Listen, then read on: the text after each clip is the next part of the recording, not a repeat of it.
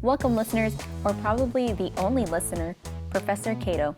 And thanks for tuning in to the Quiet on Set podcast, where I will be taking a nosedive into the harsh working conditions of the film, TV industry and its effects on crew members. I am your host, Danielle Martinez, student at University of Hawaii at Mānoa. This podcast was created for my COM 490 senior thesis class and will hopefully educate you as the listener on the sometimes harmful culture on TV film production sets. This topic is something that I feel is important to discuss. As someone who started working in the field about 2.5 years ago, I've seen and heard stories that made me a little worried for the crew members around me. I've also seen and heard stories of crew members sticking up for others, and it made me pay close attention to what the heck is going on set. For this episode, I'll provide you with a quick summary of my research, an introduction to my topic, and if there's time, a thorough review of all my sources. So let's jump into the abstract. Film TV production employs thousands of people in the US today. However, there are many uncovered dangers of working in this field and being a part of the production crew.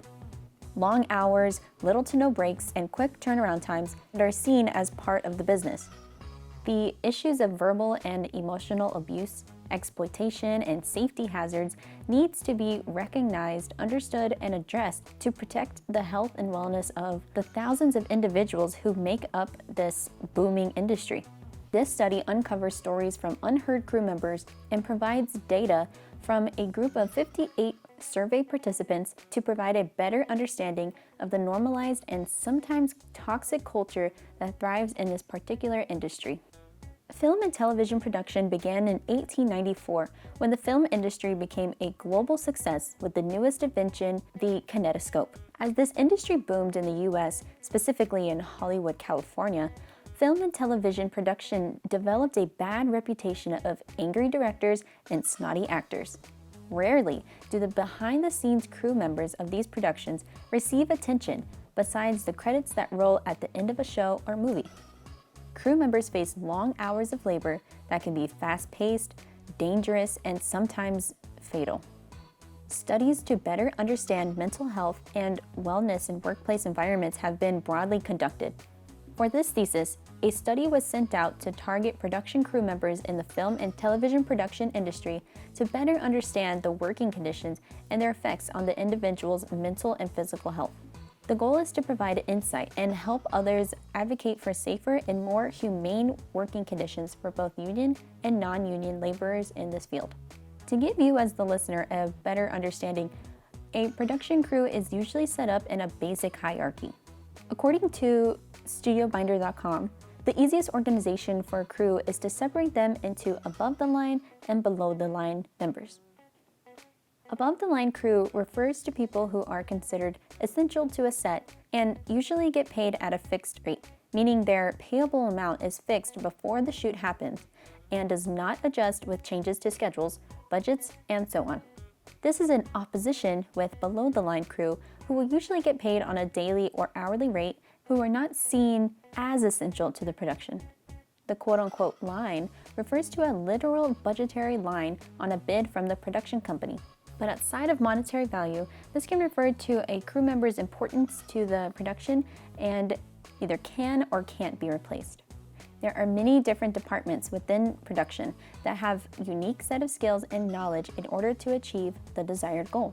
Just to name a few, you have producers, directors, assistant directors, camera operators, director of photography, digital imaging technicians or DIT, the sound department, grips, electricians, gaffers, lighting department, art department, wardrobe, costume, hair and makeup, locations manager, props master, production assistants, food and craft services, transportation, and so much more. I'm running out of breath, so I'll stop.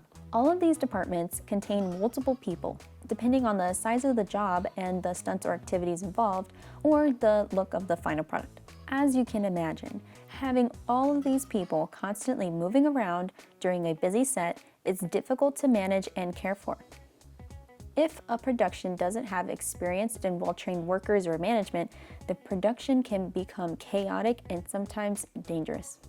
This is a part of the reason union workers are hired. because they follow the guidelines of their unions and have earned their union positions through experience.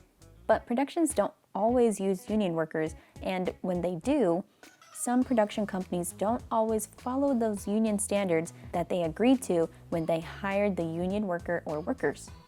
Decisions to skip, push back meals, extend workdays with little to no notice, or have quick turnaround times have negative effects on the crew and are increasingly common.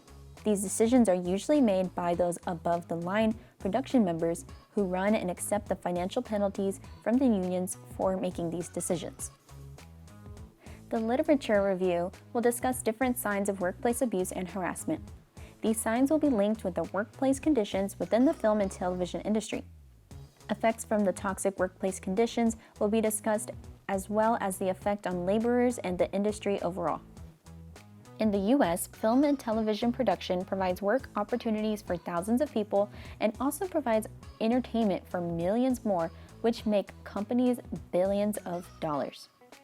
The importance of safety and humane working conditions is crucial to this industry, and understanding exactly how these people are affected will help to create systematic and positive cultural change.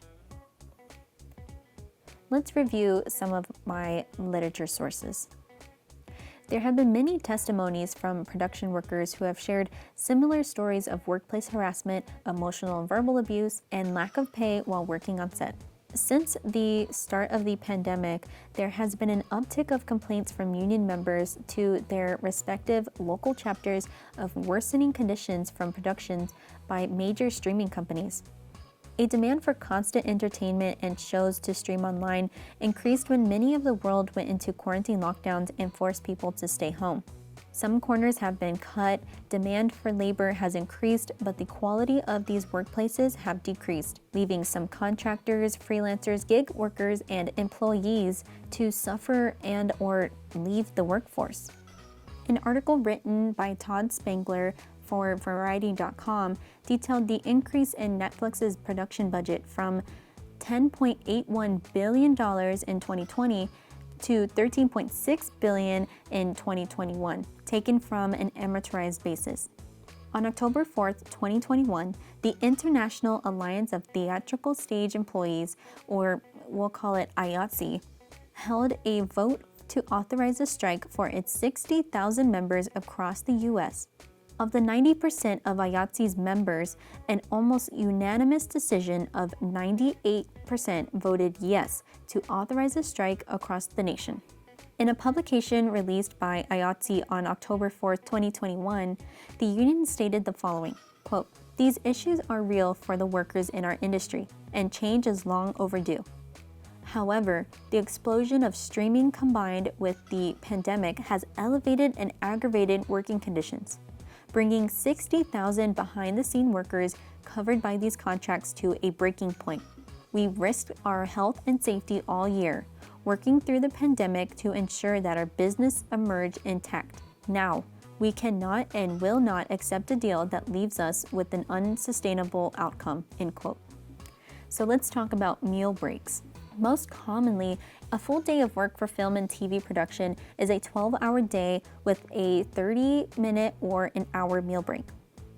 The state, which is home to Hollywood, aka the largest cinema industry in the world, has specified meal breaks for the cinema and broadcasting industry. California law states that if an employee is scheduled to work for 5 hours without breaks, that employee needs to have a meal break for at least 30 minutes, unless if the workday is only 6 hours.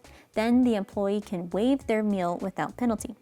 In the survey that opened on October 21st, 2021, 82.8% of the respondents said that they have had to work a full day with no break or a meal was skipped. Only 67.9% of the respondents claim to be a part of a workers' union. For those who are in the union, they're able to report this contract breach, and the production company is obligated to pay each union worker a meal penalty fee. These penalties are determined by different union groups, but are usually penalized for every 30-minute increment, which leads us to work-related abuse. Unfortunately, in many workspaces, there are accounts of abuse from upper-level personnel that can take place behind the scenes or in plain view for other workers to see. This type of behavior was researched by the American Psychological Association. The data was collected on 1,180 participants about their experiences with incidences, targets, instigators, and impact of incivility. The research provided insight on how this incivility in the workplace affects the worker. For example, their participants exhibited dissatisfaction with all aspects of their job: coworkers, supervisors' job roles, pay, benefits, and promotional opportunities. This idea goes hand in hand with the accounts given from the survey participants that was released on Facebook of upper-level workers berating, using explicit language with crew members, or holding their jobs above their head in order to comply with what the upper-level personnel wants them to do. In a study done by Stephen H. Lopez, Randy Hodson, and Vincent J. Resigno at Ohio University, they were able to identify common and distinct processes related to general workplace harassment. One of their findings say that job insecurity and organizational chaos can heighten the likelihood of upper-level bullying and general harassment. Many testimonies I have received from the survey have also brought up issues of safety. Safety guidelines can vary from set to set since there are many moving parts and needs for different stunts or locations. SAG-AFTRA, or SAG for short, is another large union that represents actors, stunt workers, influencers, and recording artists alike. For the purpose of this study, SAG is a union that represents actors and stunt actors who go on set. SAG and other unions alike have safety guidelines that the union member, as well as the production, should follow. Such safety procedures include the safety meetings for stunts, run-throughs, and proper use of a firearm. That'll be all for this episode. Stay tuned for the next episode where we'll be digging deeper into the methods for conducting this research, and I will discuss and analyze the results. Thank you so much for listening to this Quiet on Set podcast. I hope today's episode provided a better understanding of some of the challenges workers face behind the scenes. This has been Danielle Martinez with the Quiet on Set podcast for Associate Professor Kato's COM 490 Senior Thesis class.